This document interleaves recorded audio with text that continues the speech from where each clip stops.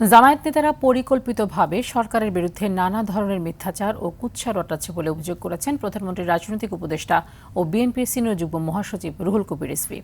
সকালে জাতীয় প্রেস ক্লাবে শহীদ প্রেসিডেন্ট জিয়াউর রহমানের শাহাদাত বার্ষিকী উপলক্ষে জাসাস আয়োজিত আলোচনা সভায় তিনি এই অভিযোগ করেন।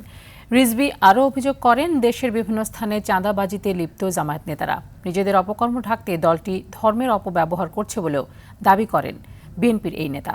মিথ্যাচার না করে সরকারের বিরুদ্ধে গঠনমূলক সমালোচনা করার আহ্বান জানিয়েছেন রিজভী।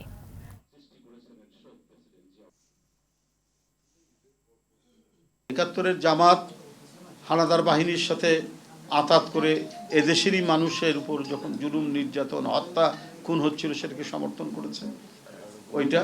আর এখনকার জামাত হচ্ছে অপপ্রচার, মিথ্যাচার সহ নানা ধরনের অপকর্মের সাথে এই দুইটা পার্থক্য। ছাত্রলীগের মধ্যে, আওয়ামী লীগের মধ্যে ঢুকে থেকে গুপ্ত রাজনীতি করেছে, অনেক গুপ্ত চাঁদাবাজও জামাতের মধ্যে আশ্রয় নিয়ে আছে।